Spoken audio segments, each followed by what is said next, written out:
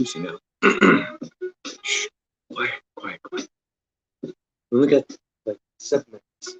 Everybody's settled down.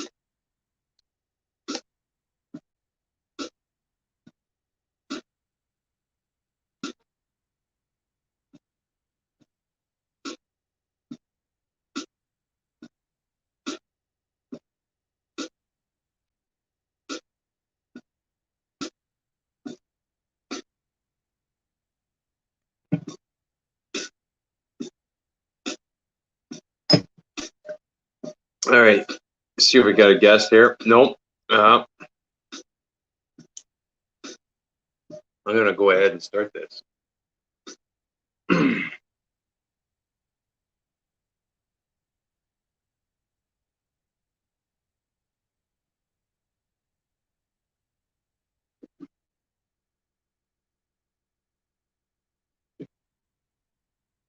Welcome, everybody, to Tackle Tuesday. Here I am, your host, Ben. So brought to you by the F-Bomb. Check it out online at luckybuglures.com. And when you're in there shopping around, buying something cool like a combo tool or some bingo bugs for brown trout, be sure to use my promo code, thanks to Ben, and that'll save you 15% off. Tonight's guest. Let's see if he's around. Nope, still not. Oh, there he is. There he is. Yes, add to the stream. Add to the stream. We are the one. Hey, there's the man. How are you doing, Dave? Can you hear me okay? Interesting. I can't hear you. Can you hear me? I can hear you perfectly.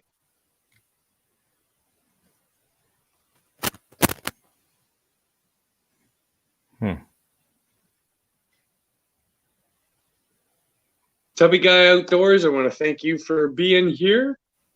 And Dave, I hope you're. I hope is it working? Can you hear me? No, eh? Let me see if I you got can hear any... me, right? You can hear me? I can, yep. I can't hear you. That is odd, isn't it? Maybe unplug. Maybe take that headset off. Sure, why? Is it plugged into your mic instead of your two auxiliary jacks? Sometimes it's a mic and sometimes it's a headphone. Oh.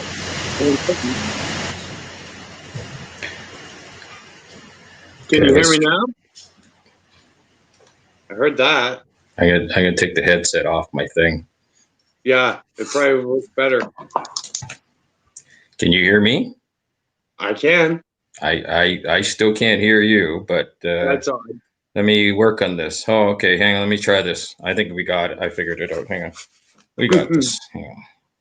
No worries. No worries.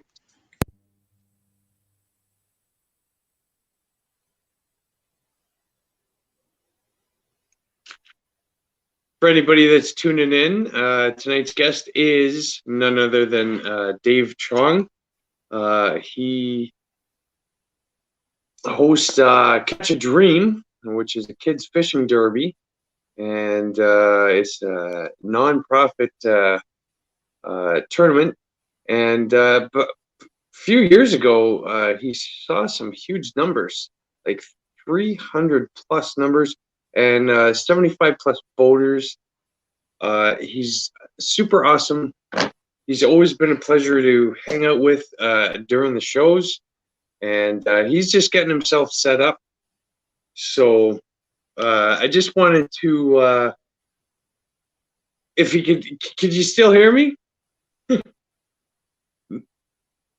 Now I can't hear him. This is great. Anyways, does anybody own the water?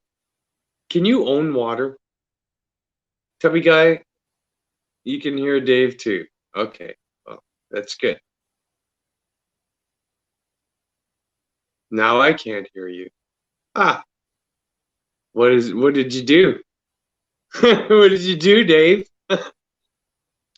That I can't hear you now.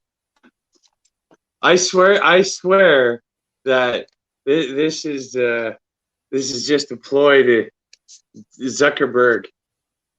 Let me try this.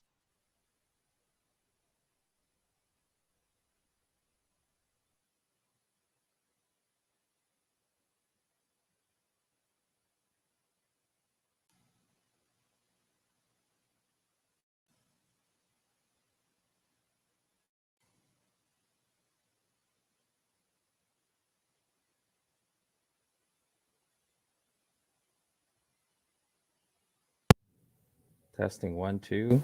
Can you hear me now? Hey, where'd you go? Is this just me, myself, and I?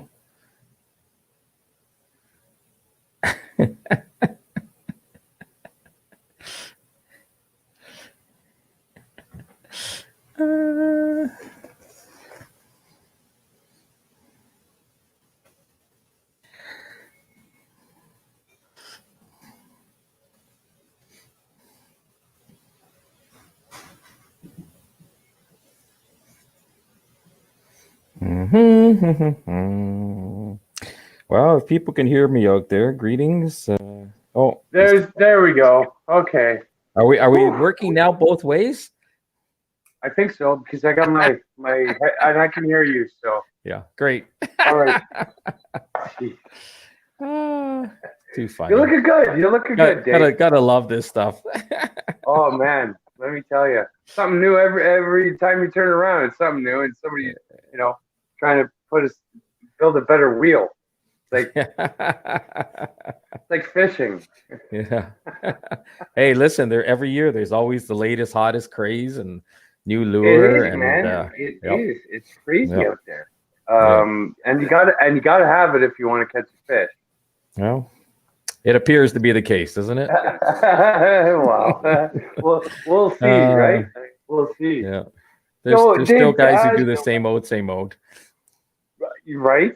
Hey, I can't give away my tube color pattern, but it works, and I'll stick to it, and that's it.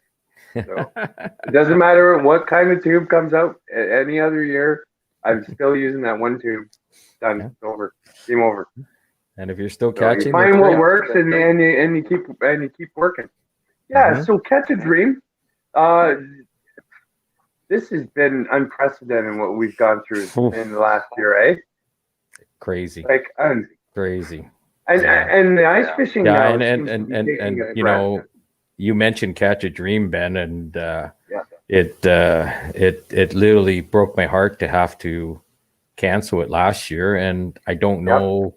I have to be honest with everybody and realistic, and I highly doubt that we could go ahead with it this year. So I've actually been sitting down and kind of rehashing some ideas and seeing if there's some way we can still do it and still get kids out in the water, but obviously in smaller numbers. And we'll have to change our whole, format and everything to make it happen. But we're working on some things, and we definitely want to keep getting those kids out in the water for sure. Oh, 100%. And you said like in a different way or somehow still make it happen. And here I just watching on a local news leak in regards to our local park here and the renovations and how they want to change it for this and that and to watch a ball game. And I'm like, we have a pandemic upon it, but you're going to make this changes to these parks. Yeah. What? Like, who are we? Like, can we go fishing? Can you just let the people that like to go fishing fish? Just leave us alone. Yeah. How much? I don't know how much safer you can be. Small numbers already, right? Yeah. I don't know how much safer you can be than just be out fishing. Yeah. That's two people in a boat, 6 feet apart all the time. Yep. Unless you're Dave and you're crossing lines with, I understand what places are, where their communities and stuff are talking about. I think their thought process is not so much the actual fishing part about it. It's the fact that they're going to stop and get gas. They're going to stop into the Tim Hortons. They're going to, stop and grab bite. And then, but still, my take is, when it comes down to getting in the great outdoors and fishing, those things are your chances are of catching this is so minuscule through those things because the numbers we're just not out there in great enough numbers to make together. I'm talking about make a difference. No. Yeah. And even like with the Aurelia Perch Festival, right? Something like that. Like the on the ice one, the ice one that they have. Sure, you got 2 or 3 guys maybe in a hut, but hey, trust me, they came together. They probably work or are very close. They're most likely in their bubble, Yeah. So do you like don the whole COVID gear when you go out on the water or in ice fishing or when you're around? First of all, if I go ice fishing, we generally are staying, you don't want your hose closer than 6 feet anyways. First of all, so right, get away from me. I don't want to see what you're using, and you don't get to see what I'm using. Yeah, in a lot of cases, the further away you are from each other, the better. Even to kind of figure out the fish and everything, and you can work together. And like for instance, on Sunday there was 5 of us who went out together, and at no point were we honestly when we were in the ice, no point where we probably ever within 6 feet of each other. We had holes. Most of the time we were at least 30, 40, maybe 50 feet away from each other. Yeah. And we rode sleds in, but we had full helmets on and balaclavas, and we might as well be masked up as much as you can be, without having on hazmat suits even. Yeah. And it just reminds me, it takes me back to the couple of ice fishing championships that I participated in out on Cook's Bay there, and it took a lot for me to travel around that sheet of ice and get to everybody. Like I didn't meet up with you and the rest of the troop for a while. It was like late morning, and I'm like, okay, I gotta head over and talk to Dave and get the scoop. Can we see him finally? There's so many people. Yeah. But yeah, and it's like, and we travel in our bubble, and it just, I don't know, like, yeah, I don't know. When it comes to ice fishing, for me, 90% of the time, I fish outdoors. I'm not in a hut. Only on the absolute coldest days or things will you ever see me in a hut. I'm outside. Yeah. Yep. On your bucket. Yep. Absolutely. In fact, I I sent Tom. I don't know if he told you, but I sent Tom a little video where I put this on my office chair. I got up and I was like, "This office chair is so uncomfortable." Put that on there, and you know what? Honest to goodness, it actually felt better. Yeah. Hey, that's what I have on top of my bucket all the time. Yep. Yep. Yeah. So let's talk about what's new in the realms of I no, actually no, not yet. I'm not letting you off the hook that easy because I know you want to talk about it. Your bass career is something to be tooted your horn about. You got a couple wins with Renegade Bass and your Daiwa Pro staff, Carpole Pro staff, and Fishing Durham. You're just a busy guy. So let's talk about the bass career and the Renegade Bass. That's portion out in Ottawa. So you get to rub shoulders with Big Jim, which is, at best of times, the best of times. Yep. Yeah. How's that? Listen, going that Great Lakes into the Ottawa River area. It's you know what, we really like fishing out east. I mean, the fishing is great here as well in Central Ontario, but in reality, when Doug Brownridge and I decided to go out and try Renegade, we really were just looking for something different. We'd been fishing, we both our careers are pretty close to same kind of timelines. We've been fishing tournaments up here for I probably closer to 30 than it is to 25 years. And, we've had our fair share of success, with other partners and individually. And of course, once we went out to Renegade, we were lucky enough to have, a couple of Team of the Year titles.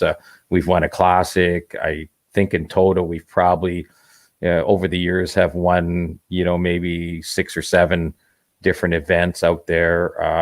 So I feel like every year we go in where, we're a contender for a Team of the Year, and going into every classic, I think we are in contention to win the classic. There's some great sticks out there, and that's another reason we love it. The competition's extremely fierce. We've got, everybody out there who fishes there knows who Lenny DeVos is, and very good friend of both of ours. And we love, Corey Gaffney. There's so many great anglers, that way. Charles Sim.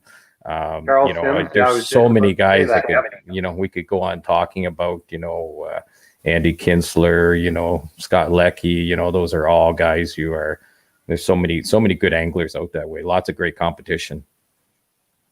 So with Renegade Bass and did you do any Elite Series or Classics for Bassmaster at all? No, not in Bassmaster. The most I've probably done on the Bassmaster side is through the Bass Federation and the Ontario Bass Federation. Oh, okay. And I've been on Team Ontario a few times, and actually won a divisional back in I think it was 2004. We won the divisional up on Georgian Bay. That was the first time Team Ontario ever won a divisional. So very proud of that. Proud of the fact that I'm actually, I think, one of only 2 people who have ever won a divisional, both on the BASS side and on the FLW side, because I won a divisional with the CBAF on the FLW and the TBF side on the St. Lawrence River a few years ago as well. So, we've been able to do a lot of things, and Doug, the last few years, except for this year, we've been doing the team championship. And we've been close to getting a shot at the classic through the team championship a few times. We were lucky enough to get to fish Gunnersville, Kentucky Lake. Where else have we been? Harris Chain, Hartwell. Gunnersville. We've been okay. we've been on just some great bodies of water Some down big there. and some big buckets too, eh? Mm-hmm. Yep. Well, Yep. Yep. best fish out of that whole. What was your best fish, and where? Well, I think on Gunnersville, on the first day in Gunnersville, we actually weighed in. Doug had a 715, 1 ounce shy of an 8-pounder, and I had a 7.8 in the same bag. Actually, we had two beautiful fish in that Nice. in that bag. There. Nice. Those are I remember big those. fish down there. I was going through photos and everything, and I was like, man, your eyes must have shot right out of your head when that came to the boat. Well, yeah, we were, considering our practice wasn't as good as we had hoped for, and in fact, until people go down to the States and fish some of those different bodies of water, I don't think they can totally understand how much different the fishing is down there. And even though everybody wants to say a bass is a bass is a bass, that's not always the case. It depends on the forage there, how they feed and everything. And when we only had the thing about the team championship, they only allow you a minimal number of days to practice. And for that Gunnersville event, we literally had a day and a half to practice. And the first day of practice, which is our full day, we did not catch a single bass. and then on the second day of practice, I've been there. We had a half day, and we managed to catch 2 fish, and we basically ran that pattern, and we sat in 5th place after the first day primarily because of those 2 big fish. And then unfortunately on the second day we had some engine problems, which restricted our travel and where we could fish, and we were only able to come in with 3 fish on the second day, and drop down. But we have finished as high as in those team championship. We have finished as high as 9th place, usually out of 180 to 200 boats. So that's a pretty good accomplishment, I think. Yeah, that's a lot of boats to put out in order to finish in top. Well, and Ben, the thing about the team championship is it's not just 180 or 200 boats. It's 180 or 200 teams that actually qualified at the top of their home circuit. Yeah. So it's not just any tournament thing. It's 180 to 200 top teams. Yeah, exactly. Yeah, exactly. Yeah. No, I enjoy watching you and your partner head out for those tours, and I'm like, go get him, Dave. Go get him. We try. Speaking of back to fishing now, Daiwa, power pole. You obviously have a power pole system on your boat. Mm-hmm. Yep, always. I don't think I'd own a boat without power poles on them. And I love my shallow water anchors, and power poles with hydraulics and everything are the best out there by far. That is honestly has revolutionized fishing, I think, for not only tournament guys, but just even the fly fishing guys. Mm-hmm. That power pole system works there too with the skip boats. Kayakers. They got a micro. They got a micro for kayakers. Oh, that's right. They have the micro for the kayakers now. Mm-hmm. It's just unbelievable stuff coming out of Minn Kota makes it, correct? What's that? The Talon, the Eagle Talon. The Minn Kota has a Talon, which is a electric rather than a hydraulic shallow water anchor. Oh, okay. Yeah. So, power poles are hydraulic, and Talons that's are right. electric. 2 different. My bad. Yep. Okay. Yep. Yeah. One goes straight down, which is fast, and one arcs out and straight down. It's more mechanical, and I didn't ever really like that one when I first seen it because it was too articulated, and I'm like, just have something come from the bottom But it actually deploys faster, and I do believe it's more secure in its holding power, the way it extends out and comes down and locks in. Oh, okay. That one. Yeah. Yeah. I like the I don't know. It just, I'm afraid that it's going to break one time. Nope. Like, you've never had any failures with that? The spikes on the power pole are actually, first of all, there's a lifetime warranty on them. And if I'm not mistaken from talking to the tech reps down there, they've only ever had to replace spikes a couple times. And it's because somebody decided to wear the remote control while they were driving, and they actually deployed their power poles while they were driving. And it grinded the spike down to nothing, dragging along the highway. And that's not the product's fault. That's the user error there, obviously. Yeah. Okay. Those are the only ones they've ever had to replace. Yeah. No, that's amazing. That is. Yeah. Now, back to HT, because I said that I was a fan of HT, and I've been using them for a long time. In fact, I have my Bob Izumi HT 27-inch medium rod here, and I tell you, this rod has caught me a lot of fish, Cook's Bay. The parabolics on this rod, fantastic. But what I want to know is about that new reel that they have. Oh, the new dead drop spin. Yes, drop spin. Yeah. Well, I'll tell you all about it as soon as I get one. What?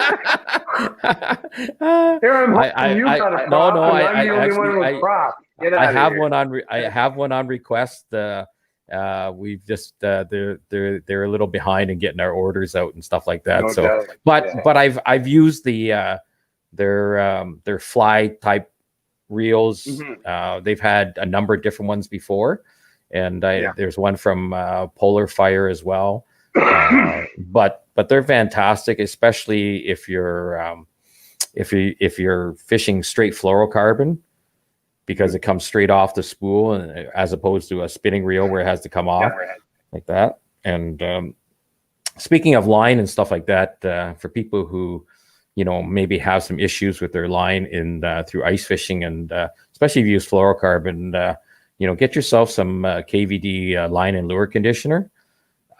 Makes a world of difference. It works on all lines, but I'll tell you, for fluorocarbon, it can make a huge difference in how it handles on your how you're able to manage it. Yeah, it takes a kink. It takes a lot of the memory out of it, right? It makes it more supple, and we know fluorocarbon's always a stiffer line than monofilament, or much stiffer than braid. And then of course you add cold weather to it. Yeah. And you're getting a double whammy. But the KVD line and lure conditioner makes a big difference if you treat it beforehand. I think you turned me onto that one time at the spring fishing or boat show or whatever. It was early enough that everybody was ice fishing. I grabbed some of that, and it's a difference maker. It doesn't sound like a big deal, but if the ladies are looking for like less volume in their hair, maybe try some KVD line and lure conditioner. Less volume, it'll just give it that that lay down look. Listen, I don't have to worry about the hair thing, so that's okay. Me neither. But those inline reels, and more companies are coming out with them. The great thing about HT as a company is they've been doing pretty well strictly ice fishing for over 50 years. They're a company that survived doing ice fishing, and a lot of the gear that other companies have right now are all based on HT products originally. And they've got a great range. They have very more value based product, and then they have some higher end equipment as well. So whatever somebody wants, they have it.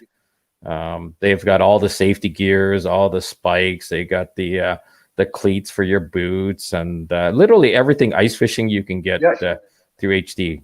Probably the most impressive thing, though, Ben, is the e-drill. Have you seen the e-drill? Yes. It is. Yes, I have.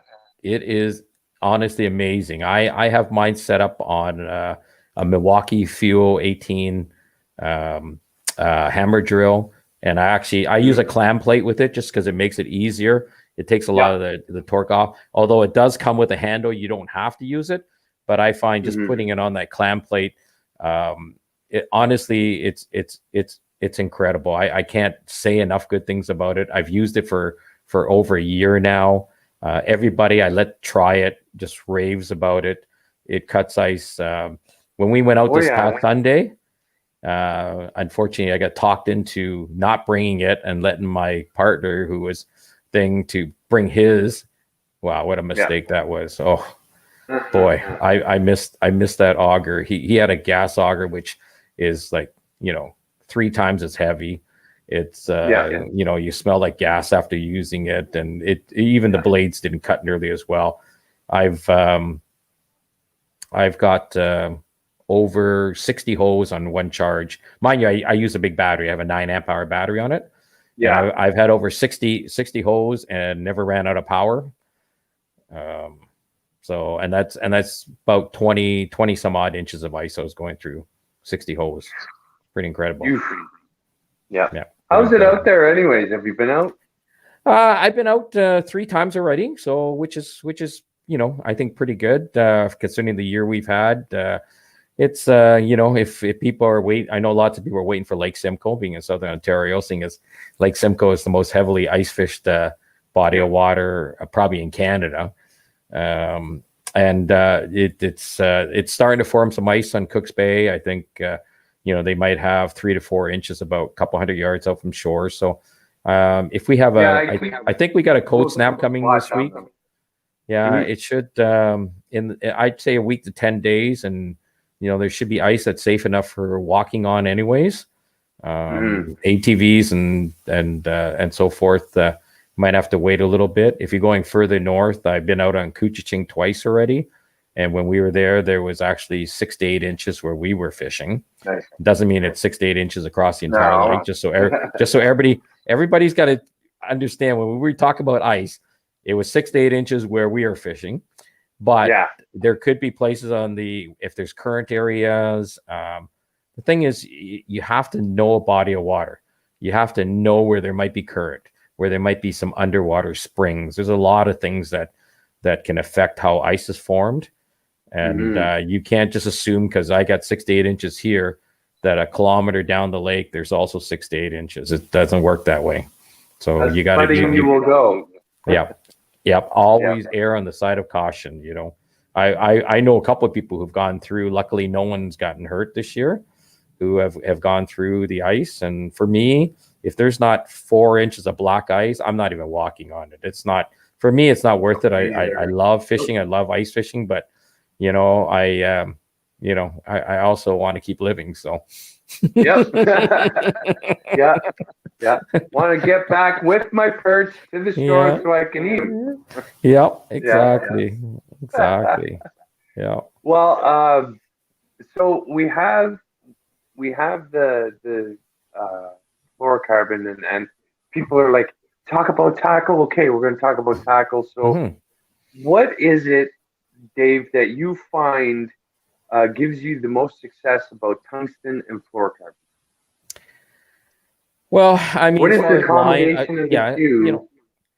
Well, as far as line goes, obviously fluorocarbon is the latest, kind of craze. We had monofilament, and then we had, copolymers, and then we kind of advanced. All of a sudden, braid came out, and then even though fluorocarbon had been around for a while, it wasn't the type of fluorocarbon you could use properly on a reel until, I guess, I don't know what, in the last 10 years or so. And nowadays, there's such good. I run Sunline for most of my fluorocarbon, and Siglon V. Oh yeah.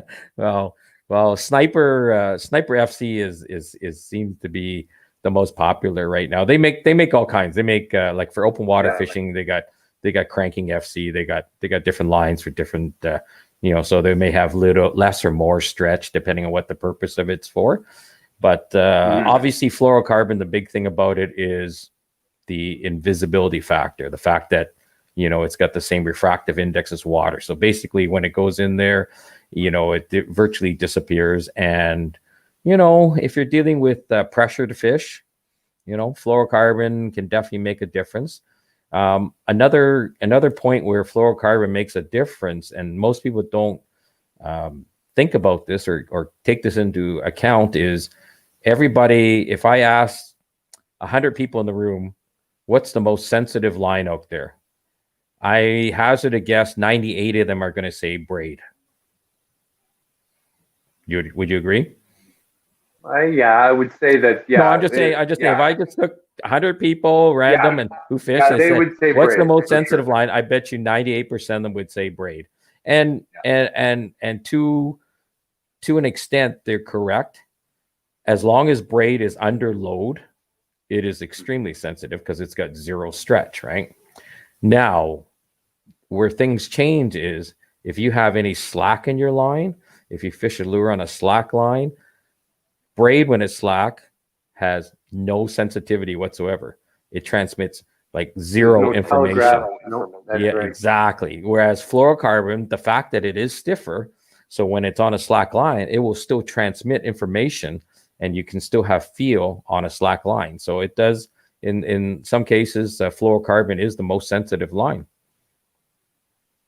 There you have it, folks. Yeah. You heard it from the man. So depending on what you're doing, what kind of presentation you use, one or the other work. But even if I'm running braid, I would say 90% of the time I'm running a fluorocarbon leader with it. Joined. There's lots of ways you can join the two of them. Double uni knot's a nice easy one. I personally use a crazy Alberto knot, which is kind of a modified Albright knot. And there's the FG knot, which I know people have gotten, and I absolutely can agree that. So that was the last one that everybody was like, the FG knot. I've tied it for a while, and it is smaller. It is very strong, but it's the length of time it takes for me to tie one. Yeah. And I don't even attempt it in the boat because it's thing. So I mean, if you're good enough at it and you feel you can tie it properly and think, all more power to you. I'll stick to my uni knot. It hasn't failed me yet.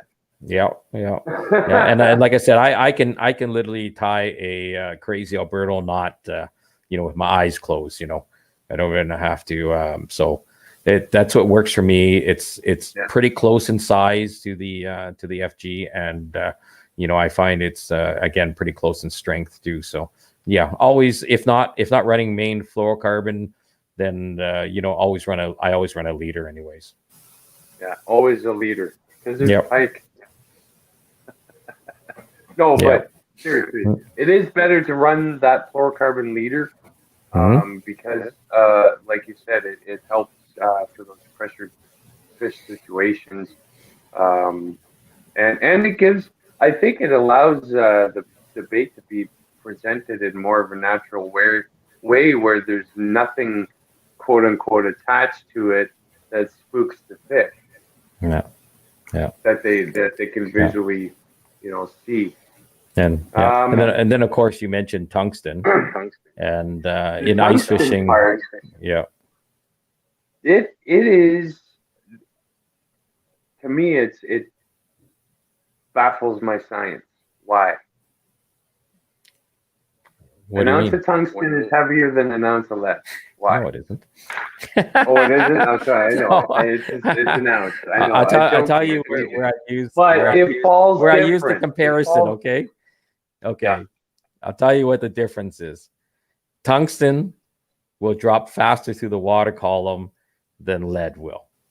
So if you're using a quarter ounce, let's say we'll use just for example, using a quarter ounce lead jig, or drop shot weight. Let's use drop shot weight. You're using a 1/4 ounce lead drop shot weight. I'm using a 1/4 ounce tungsten drop shot weight. I'll get to the bottom before you will. Because it's a denser metal. Well, it's physically smaller, even though they both weigh a 1/4 ounce. Okay. Because the tungsten is typically 40 to 50% smaller than the lead sinker. It's going to have less resistance. So it actually is going to drop faster. Yeah. But size-wise, for open water, it penetrates cover easier. Obviously, because of the density of it, it transmits information. You can feel a lot better with it.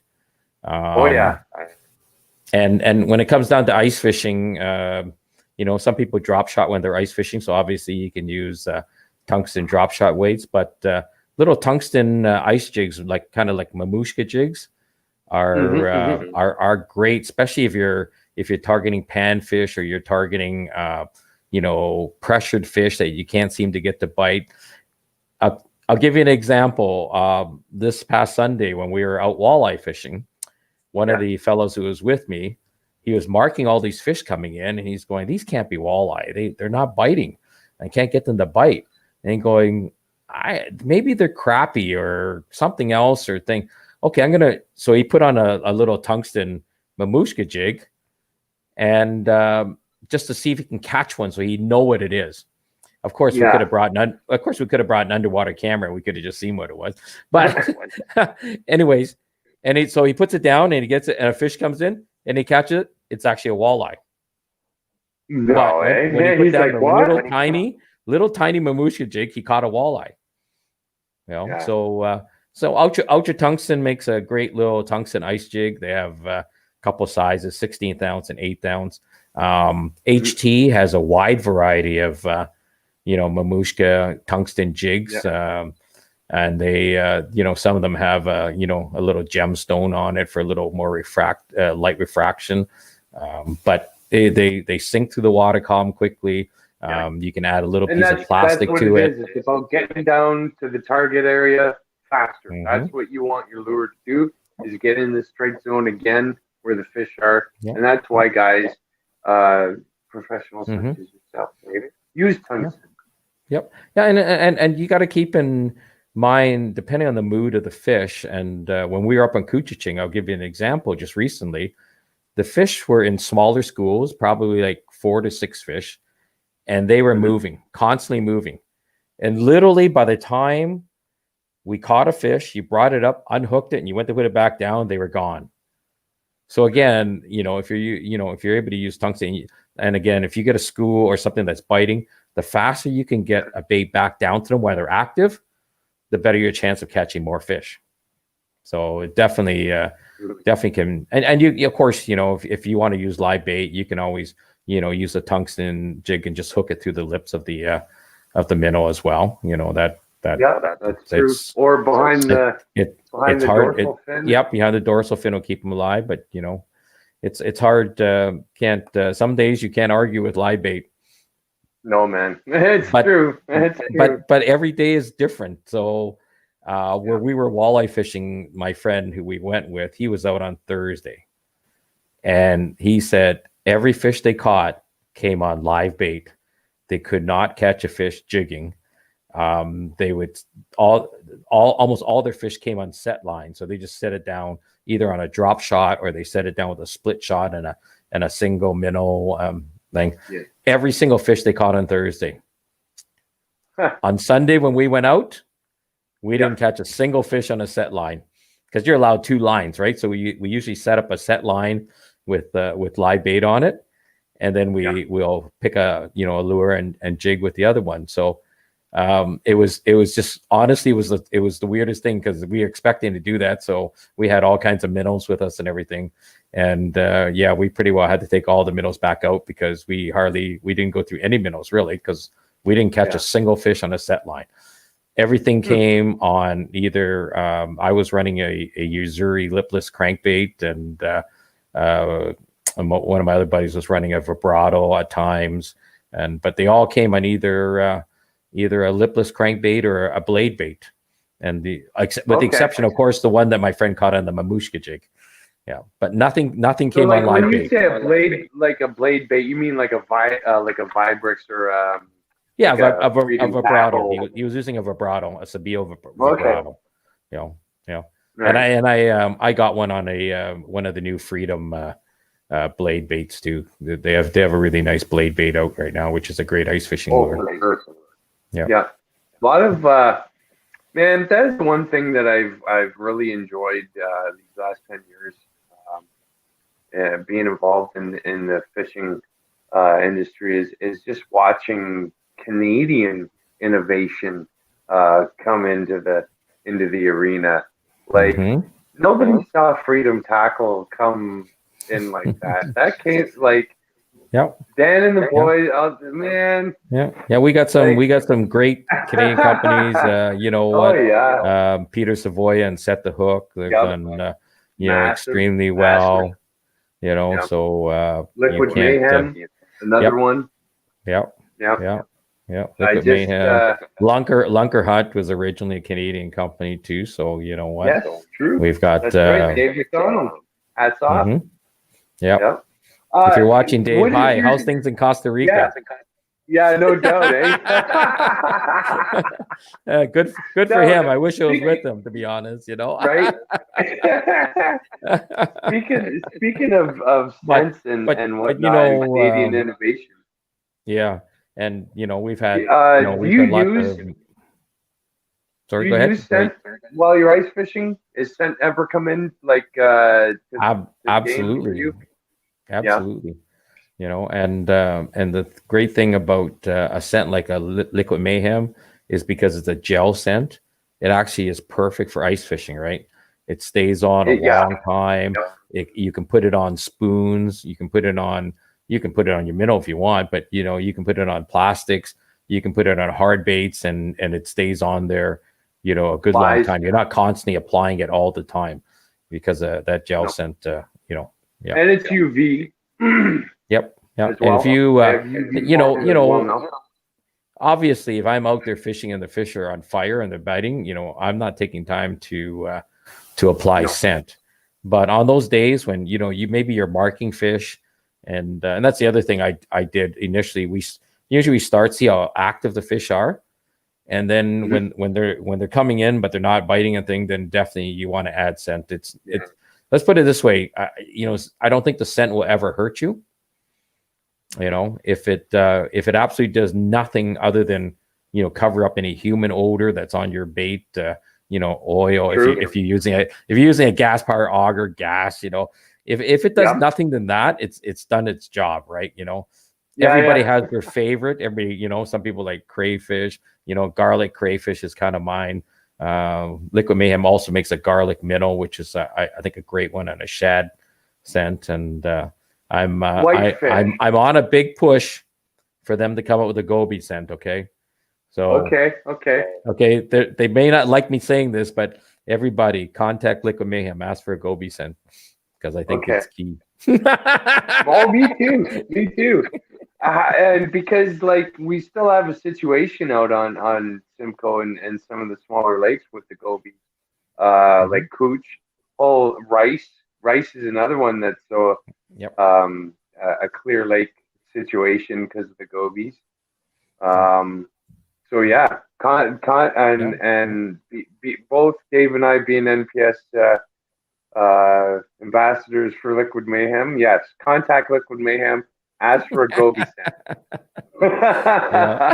Yeah. But I mean, listen, the introduction of gobies into our waterways, especially a lake like Simcoe with all its ice fishing and everything, has really changed the way the fish feed. On when we were on Cooch on New Year's Eve, James, one of my friends who was out with us, we were fishing in 13 feet of water. He had a giant laker come into his hole, in 13 feet of water, and throughout the winter, lots of people are catching whitefish when Simcoe gets ice, in as shallow as 12, 15 feet, because, the goby factor, if there's food there for them, why would they leave? They're sticking around. Exactly. They don't They're have to go trash. deep. And no, nope. Yep. Lake trout, or where I grew up, slobosauruses, man. Yep. They're just consuming constantly Yep. during the wintertime under that Yep. ice. They're Yep. just Yep. feeding constantly. Yeah, and even the jumbo perch on Simcoe and Cooch and stuff are feeding on the gobies. I rarely ever have a good day of perch fishing without perch coughing up gobies when I catch them. Yeah. So, do you think Mother Nature's got the situation under control now, and the gobies are more of a food source? Yeah, Mother Nature Than a usually nuisance? finds a way of evening things out, in the long run. Yeah. So I think at the beginning, everybody was more concerned because obviously the gobies didn't have any natural predators. And of course, the fact that they would predate on game fish's nests and stuff like that was a concern. But now most species, consume gobies like nothing. We know the smallies eat them.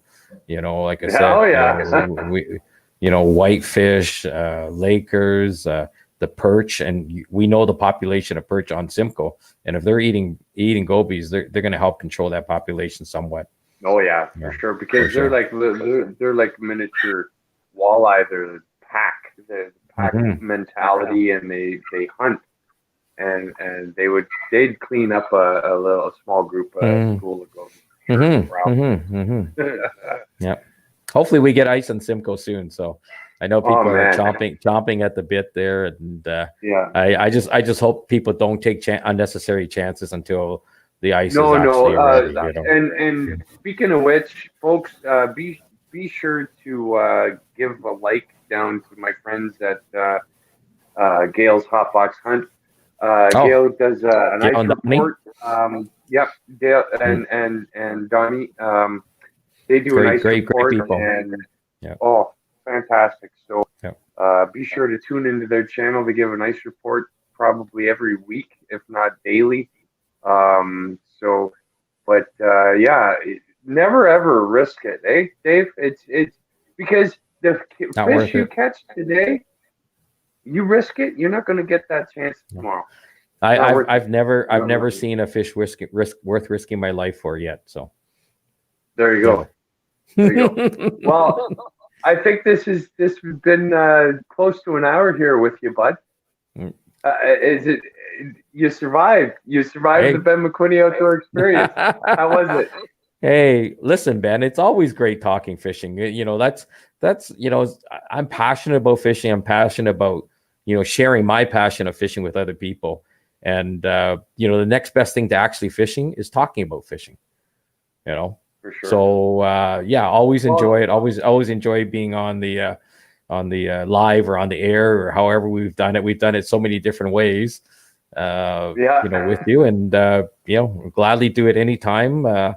If people want to talk about a particular topic or something, and if you get enough questions in, I like to talk about whatever, anything you want. Yeah, as long as it relates to fishing. For sure.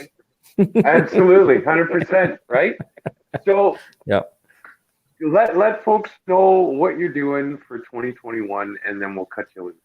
Well, I'm going to be doing a lot of ice fishing. Sadly, and I do actually find that I'm, it's kind of funny. So when we have all the trade shows, the boat show, the Toronto Sportsman Show, the Spring Fishing and Boat Show, the Ottawa Boat Show, we love complaining about how much work these shows are. And then when we don't have them, we're going, oh man, I really miss those shows. And I genuinely do. I love talking to people, like I said, about fishing. And all those shows are a great opportunity for me to meet, people who share my passion.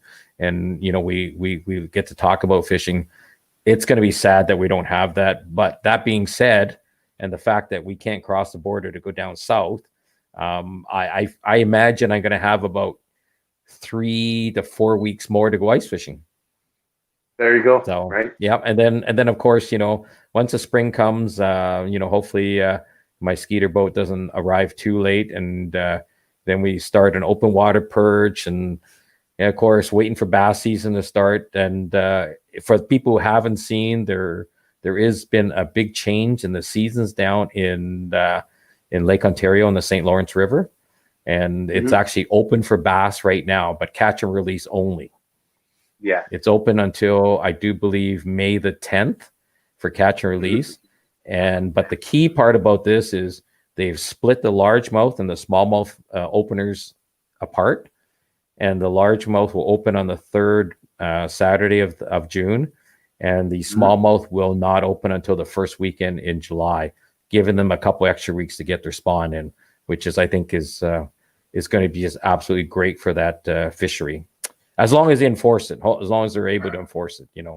That's and because that area for bass is really turned on, and it's become a little jewel that needs to be protected.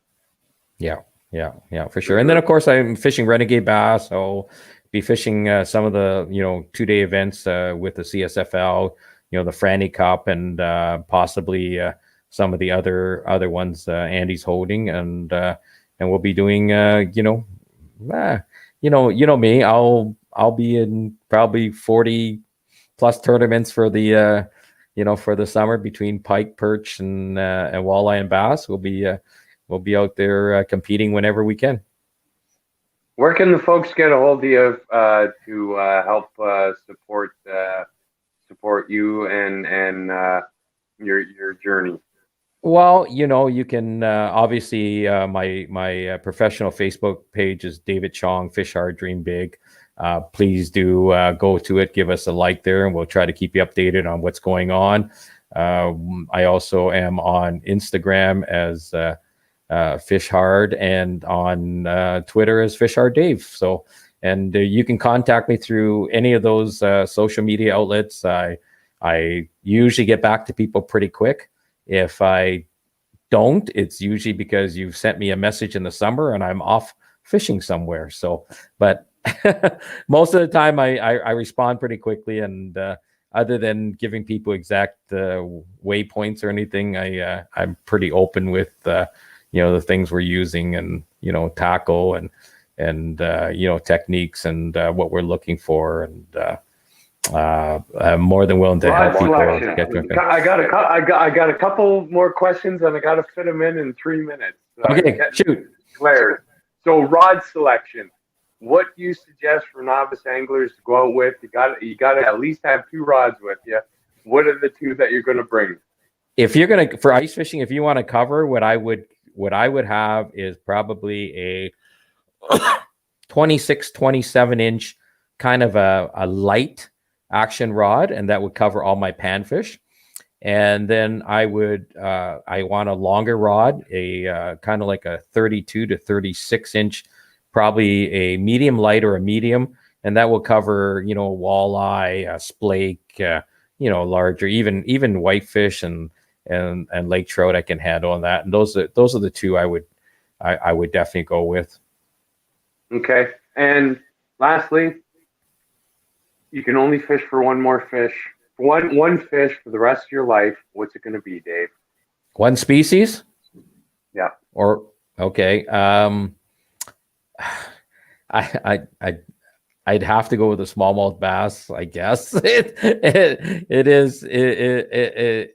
is so much fun. You still get that excitement. That first excitement. If people who know me, I'm looking forward to going crappie fishing through the ice in the next week or so. Whatever, and then I'll find a day to get out for some splake, or hopefully a nice speckle lake somewhere. And I love fishing for everything, but if you force me to choose, a smallie is where my heart is. All right. Well, there you have it. Thank you for joining me on the McQuinney Outdoor Experience, Dave. Dave Chonger, very successful outdoorsman, and like you said, hit him up on Catch a Dream, and follow his journey in the outdoors through family fishing and friends. And Dave, it's always a pleasure, buddy. And I hope same here. Keep me posted. Like, I don't want to miss Andy's show this year. I was choked I missed last year. I did. He snuck that one past me. I don't know what happened. I don't know. Yeah. I didn't Well, get. I didn't get to unfortunately, go in. this is the year we're gonna miss all the shows. So. You think? Oh yeah. I don't know. Oh, Andy, I, Andy got that yeah. one in there, so maybe you can Oh, do worse if he can magic make it again this happen, year. it'll be pretty incredible. I hope But so. yeah, I we'll hope see. so. We'll see. Yeah. Anyway, Well, stay safe and happy New Year, Dave, and thank you so same much to again, you, buddy. and always a pleasure, Ben. All right, take care. Take care. You too. Go ahead. You can close out there. Leafs. There you go. Boom. Folks, that was Dave Chong. Good friend in the outdoors that I've managed to meet over the last decade of doing this shtick on again, off again. But never fear, we are still here next week, same time, same bad channel, and I think we have a guest. Pretty sure we have a guest. The guests should just keep lining up. They wanna see if they can survive the Ben McConey Outdoor Experience. So until next time, please be safe. Don't forget to drop an F-bomb. Save 15% off at luckybuglures.com using my promo code. Thanks to Ben. Be safe. Bring a buddy. If you take something with you, put it in the garbage. Don't leave the garbage on the ice. All right. And practice safe social distancing and whatnot. Blah, blah, blah. And we'll see you all next week.